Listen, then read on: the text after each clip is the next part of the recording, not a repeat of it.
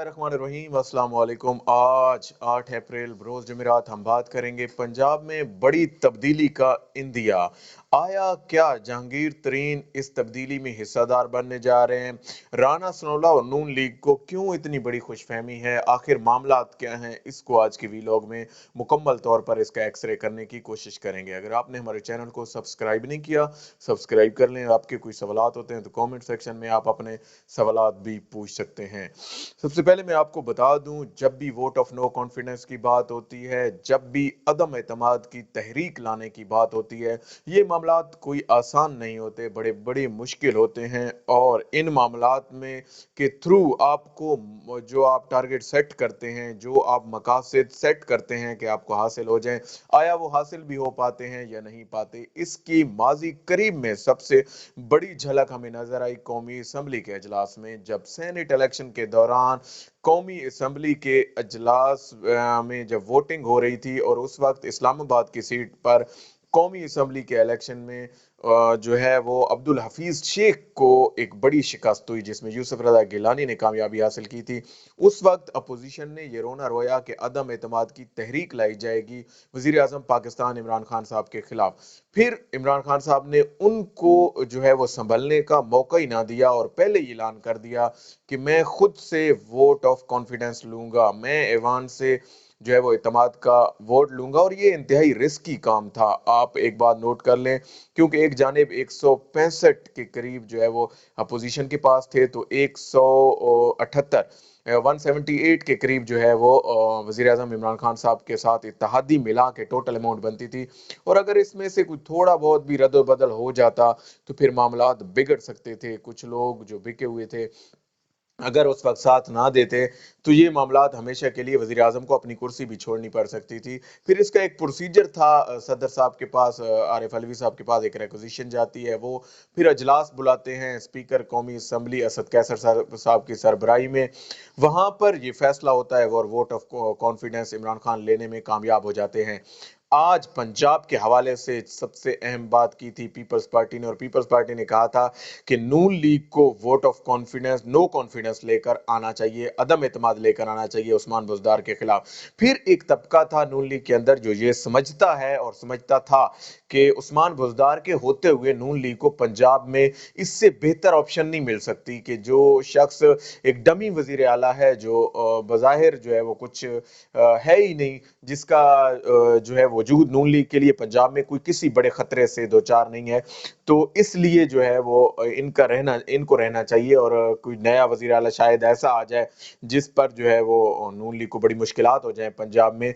इस सिलसिले में नून लीग पीछे हटती थी, लेकिन अब की बार ये नून लीग के सबसे बहुत अहम रहनुमा है राना सनोला, उनकी जानिब से आज एक प्रेस कॉन्फ्रेंस होती है, उसमें ये इंकशाफ किया जाता है कि अगर जहांगीर तरीन हमारा साथ दें, जहांगीर तरीन हमारे साथ हों, तो फिर हम जो है वो इसको जो है इस एतमाद की तहरीक को, अदम एतमाद की तहरीक को आगे बढ़ाएंगे और अदम एतमाद की तहरीक को लेकर आएंगे। राजा रियाज अहमद ये भी रुकन कौमी असम्बली हैं और पीटीआई से इनका ताल्लुक है। ये जहांगीर तरीन की हमायत में खुलकर सामने आ चुके हैं। कल जब वो अदालत में पेश हो रहे थे बेल के लिए, प्री अरेस्ट बेल के लिए, वहां पर भी उस वक्त राजा रियाज अहमद मौजूद थे। इसके अलावा बाकी लोग, उनके साथ काफ़ी ज़्यादा तादाद थी कारकुनान की। और कौन नहीं जानता जहांगीर तरीन का एक बहुत अहम रोल रहा है पंजाब की हुकूमत के बनाने में, और पंजाब की हुकूमत और ख़ास तौर पर वज़ीर आला पंजाब जो है उस्मान बुज़दार को बनाने में। और उस्मान बुज़दार के और बहुत बड़ा तबका ये समझता है कि जहांगीर तरीन की ये नवाजिश थी जिसकी वजह से उस्मान बुज़दार को वज़ारत आला की कुर्सी पर बिठाया गया। लेकिन अब ये उम्मीदें लगाना शुरू हो गए हैं और ख़ास तौर पर अपोजिशन ये उम्मीदें लगाना शुरू हो गई है कि आया जहांगीर तरीन अगर हमारा साथ देते हैं, जहांगीर तरीन अगर हमारे साथ होते हैं, तो फिर हम जो है वो इस अदम एतमाद की तहरीक को लेकर आएंगे और पंजाब में अपना वज़ीर आला बनाएंगे, पंजाब में अपनी हुकूमत बनाएंगे। इसके साथ साथ आपको ये भी जहन में रखना चाहिए कि एक जानिब ये मामला है तो दूसरी जानिब जहांगीर तरीन की जानिब से रिबटल भी आ जाता है।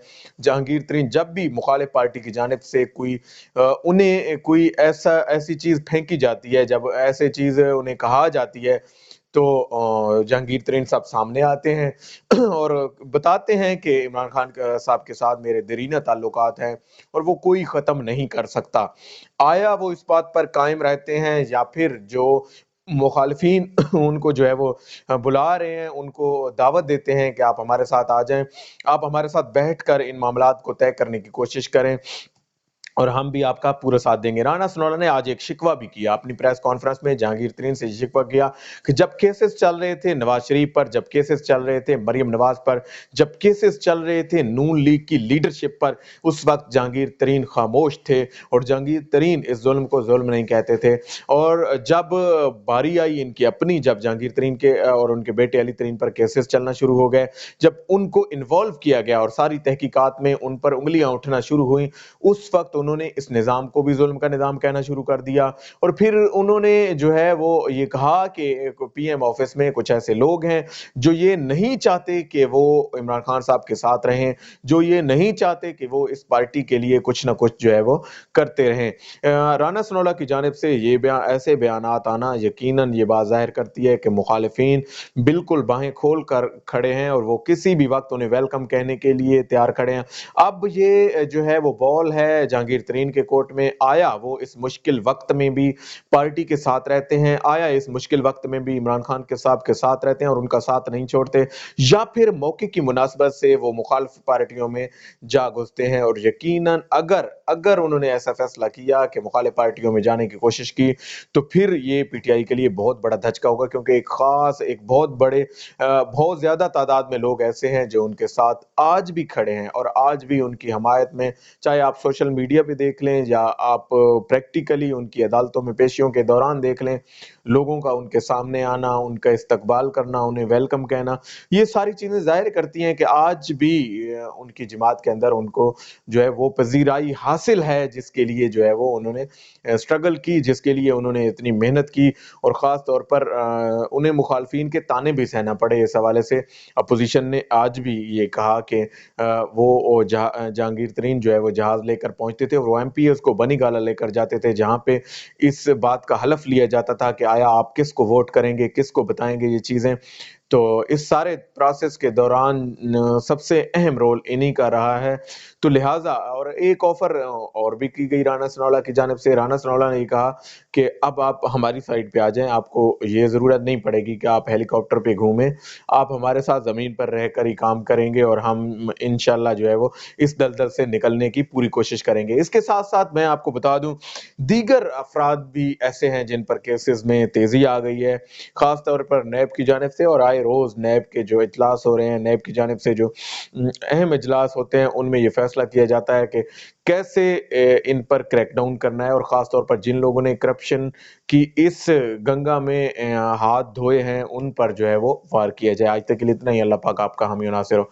पाकिस्तान जिंदाबाद।